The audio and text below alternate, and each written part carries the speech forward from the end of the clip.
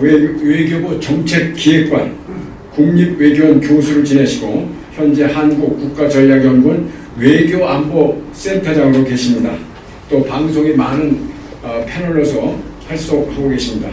오늘은 우리들이 잘 알고 있는 미사일 방어체계인 사드와 대중 외교에 대해서 말씀을 해주실 텐데, 우리들을 대상으로 말씀을 하신 게 아니고 우리가 신 박사님을 모신다니까 청년들이 듣고 싶어하는 말로 좀 해달라는 요청이 있어서 우리가 지금 여기서 촬영을 하는데, 우리가 촬영한 내용을 신 박사님 강연 내용을 전부 청년들이 볼 수 있도록 뿌릴 예정입니다. 그래서 강연 내용이 그렇게 된다는 걸 양해해 주시고 경청해 주시면 감사하겠습니다. 예, 불러주셔서 감사합니다. 신범철입니다. 먼저 이렇게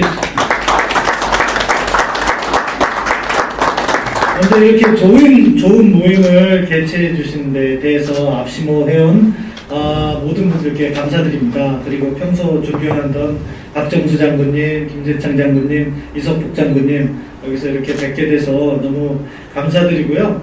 이렇게 선배님들께서 이렇게 잘 이끌어 주셨기 때문에 제가 이어받고, 또 이제 저도 50이 넘었기 때문에 다음 세대를 양성해서 계속해서 대한민국의 튼튼한 안보를 지지하는 많은 국민들을 만들어 이어가야 된다고 생각을 합니다. 그런 의미에서 이렇게 오늘 다시 한번 앞심모 측에 감사드립니다. 사드 이야기를 제가 부탁을 받았어요. 사실 이번 대선 토론에서 방송을 많이 지켜보셨겠지만 말도 안 되는 주장들이 막 난무하고 있습니다. 그 대표적인 것이 사드라고 생각합니다. 2016년에 그때는 주한미군이 사드를 들여올 당시 한국사회에 괴담이 횡행했어요. 그 성주에 사드 배치하면 성주 분들 엄청나게 피해보고 성주 참외 다 말라 비틀어진다. 지금 몇 년 지났죠? 벌써 6년 지났어요. 6년. 성주 참외 계속 잘 나오더라고요. 작년 여름에 저도 먹은 것 같습니다. 그러니까 사실 그 당시에도 보면 미국 정부에서 사드 레이더 같은 거를 설명하면서 특정 거리, 그러니까 부대 내에서 60m가 기본이었고 그 이상을 갖다가 확보하면 인체에 유해하지 않다 하는 보고서의 내용도 있었는데, 그걸 가지고 억지 주장한 거예요. 마치 2007년에 광우병 사태 났던 거하고 똑같은 상황이 아닌가 싶습니다. 2008년이죠. 아무튼 그래서 사드에 대해서 정확히 말씀드리고 이것이 어떻게 우리가 이 문제를 바라봐야 되는가에 대해서 추가적인 설명을 드리려고 합니다. 사드는 이미 언론 지상을 통해서 다 아시고 계실 거라고 생각해요. 그러니까 미사일 방어를 함에 있어서 적어도 패트리엇 미사일이라든가 우리가 개발한 엠셈 같은 경우는요, 한 15km에서 40km 정도의 고도에서 북한의 미사일을 막습니다. 그리고 그거보다 약간 높은 40에서 60km를 우리가 개발하고 있는 LSAM으로 막으려고 하고 있는 것이고, 이 LSAM이라는 미사일 방어체계는 아직 개발이 되지 않았어요. 그리고 현재 주한미군이 배치한 사드는 40에서 150km 위의 상공에서 커버를 하는 거고, 또 우리는 갖고 있지 않지만 미국이 갖고 있는 해상 기반입니다. 그래서 SM-3 같은 경우에는 상공 500km까지, 새로 개발되는 거는 1000km 이상까지 커버를 하는 거예요. 그거는 대륙간 탄도미사일용이라고 볼 수 있을 거예요. 자, 그럼 한반도에 북한이 어떠한 핵미사일로 공격을 해올 것인가 하는 문제를 먼저 봐야 되잖아요. 최근에 북한이 극초음속 미사일을 개발하고 또 다양한 미사일이 저고도로 날아오는 그런 미사일 실험을 하고 있어요. 그런 것들은 서울 인근에 올 때 40km보다 낮게 날아올 수가 있고, 그렇다면 우리가 기존의 패트리엇 미사일이나 엠셈으로 막을 수 있을 겁니다. 그런데 북한이 예전에부터 갖고 있었던 노동미사일이나 스커드 미사일을 갖다가 우리가 낮은 저고도 방어체계가 잘 돼 있으면 북한이 저고도로 날려보내겠습니까? 전쟁은 창과 방패의 게임인데 우리가 저고도가 잘 돼 있으면 북한이 저고도로 날려보내지 않죠. 그럼 북한이 고고도로 쏘는 거예요. 그래서 스커드나 노동미사일을 고각 발사를 하면 나중에 그 속도를 우리 저고도에서 잡지를 못하는 경우가 있기 때문에 그걸 방어하기 위해서 사드가 필요한 겁니다. 자, 여기에서 특정 정치 세력에서는 사드가 필요 없다고 이야기를 해요. 이게 얼마나 거짓말인지 말씀을 드릴게요. 주한미군이 사드를 갖다 놨잖아요. 그런데 특정 진영에서 저고도로 날아오는 미사일을 막는데 사드가 소용없기 때문에 사드가 필요 없다면 그건 주한미군에게도 필요가 없어야 되잖아요. 근데 그 얘기는 안 해요. 더군다나 그 진영 측에서는 무슨 이야기를 하냐면요, 우리가 LSM을 개발하고 있기 때문에 LSM으로 커버하면 된다고 이야기하고 사드는 필요 없다고 해요. 근데 LSM은요, 궁극적으로는 사드를 지향하는 거예요. 우리가 기술력이 모자라서 40에서 150km까지 가는 걸 한 번에 개발하기 어려우니까 중간 단계로 40에서 60까지 하고 2030년대 LSM2를 개발해서 100km 이상을 개발하자. 그게 우리 군당국이에요. 그러면은 LSM을 하겠다는 사람들도 사드가 필요하다는 걸 인정하는 거나 마찬가지 아니겠습니까? 그런데 사드는 필요 없다고 해요. 그러니까 거짓말이라는 거죠. 자, 사드 괴담 레이더 문제, 아까 레이더 전자파 말씀드렸는데요.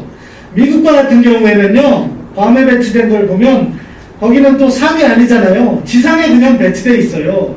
그리고 레이더에 이렇게 추적 각도는 한 6도 정도를 위로 해서 하늘을 향해요. 왜냐하면 하늘을 잡아야 되는 거니까. 한국 성주 같은 경우에는요, 산 위에 있어요. 거기서도 한 6도 정도는 하늘을 바라보고 있을 거예요. 따라서 그 전자파 아래 지역은 더더군다나 피해가 없을 수밖에 없는 건데 그걸 자꾸 괴담을 만들어서 허위사실을 유포하고 있는 거죠. 그리고 이미 성주를 포함해서 세계 7곳에서 사드를 미국이 운영 중이에요. 지난 몇 년간 거기에서 문제됐다는 보고서를 본 적이 없어요.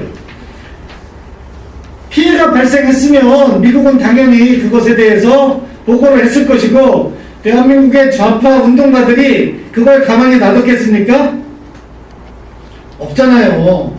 5년 이상 없었다는 거는요, 안정성이 입증됐다고 봐야 돼요. 거기에다가 우리 LSM도 개발이 완료돼서 사드 수준으로 가면 레이더 전자파는 비슷하겠죠. 결국 미사일을 추적하기 위해서 레이더에서 빔을 쏘는 건데 그 정도 고출력이면 비슷할 수밖에 없어요. 지금 우리의 레이더는요, L밴드예요. 그린파인 레이더가. 그러니까 주파수가 약간 낮아요. 사드는 X밴드고. 그렇기 때문에 사드가 출력이 강한데 왜 출력이 강하냐? 그만큼 기술력이 좋고 정밀하게 표적을 식별할 수 있기 때문에 그래요. 그럼 우리가 개발하고 있다는 LSM도 사드 수준으로 성능이 업그레이드 되면 레이더 전자파는 똑같은 거예요. 민주당이 개발하면 친환경 전자파라도 나옵니까? 아닌 거예요. 그런데 마치 LSM은 그런 거 전혀 없는 것처럼 이야기하고 사드는 큰 문제가 있는 것처럼 이야기하는 것 자체가 거짓말이라는 거죠. 국민들께 솔직히 이야기하고 합리적인 판단의 기준을 제시해야 되는데 진실을 숨겨요. 그러면서 자신들의 정치적 이익을 추구하는 것 같아서 전문가의 입장으로서 참 안타깝습니다.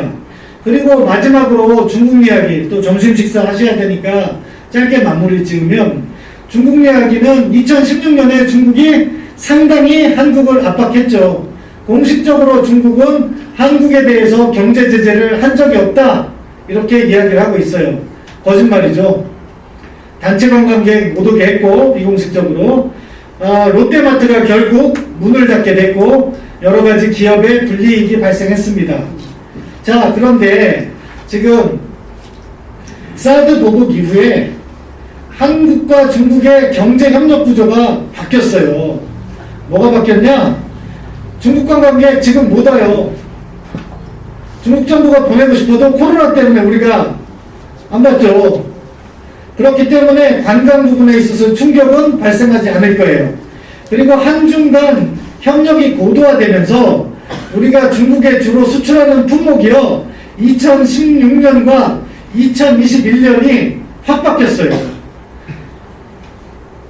상위 20개 품목에서요, 2016년만 해도 첨단 기술이 차지하는 비중이 지금보다 낮아요. 그런데 지금은요, 상위 20개를 해도 그 중에 상위 10개 품목에 첨단 기술 쪽이 다 가 있어요. 그것은 무엇이냐? 한중 간 공급망 협력으로 인해서 한국의 반도체라든가 첨단 부품을 중국이 수입을 못하면 중국 경제도 안 돌아간다. 여러분, 작년에 중국 인권 문제를 제기한 호주를 경제 제재했다가 철강석 가격과 석탄 가격 상승해서 낭패를 보고 결국 제재를 완화해 준 거 기억나실 거예요. 마찬가지예요. 한국에 대해서 함부로 할 수 있지가 않습니다. 그리고 우리가 착각하고 있는 것이 한중 그런 정책을 중국에게 입장 표명을 한 건 더 잘못됐다는 거죠. 스스로 중국에게 굴종적으로 나아가는 거예요. 따라서 이거 폐기해야 되는데 아직도 사드 상부를 유지하겠다는 후보가 민주당에서는 나오고 있어요. 정말 잘못된 방향인 거죠. 대한민국의 안보는 대한민국이 스스로 지킨다.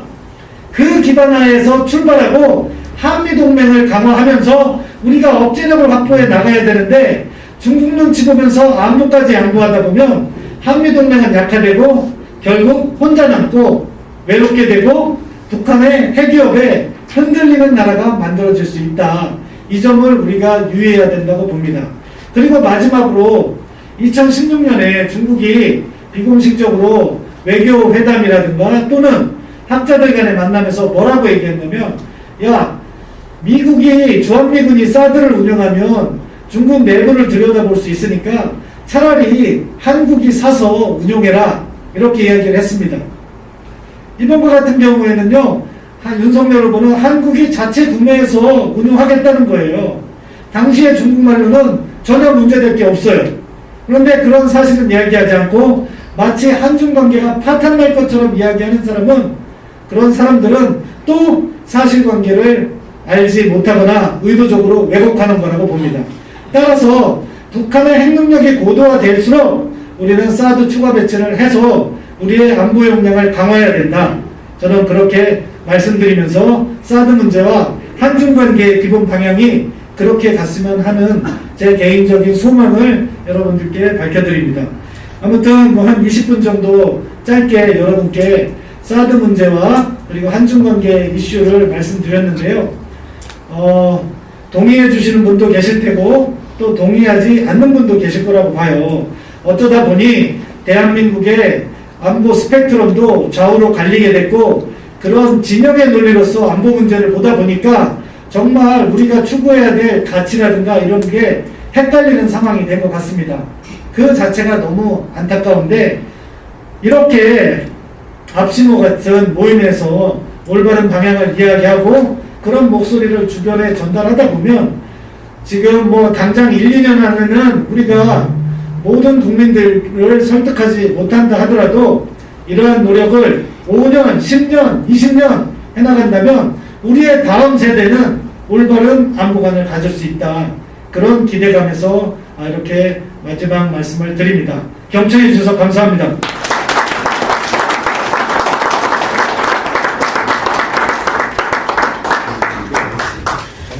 신 박사님 아주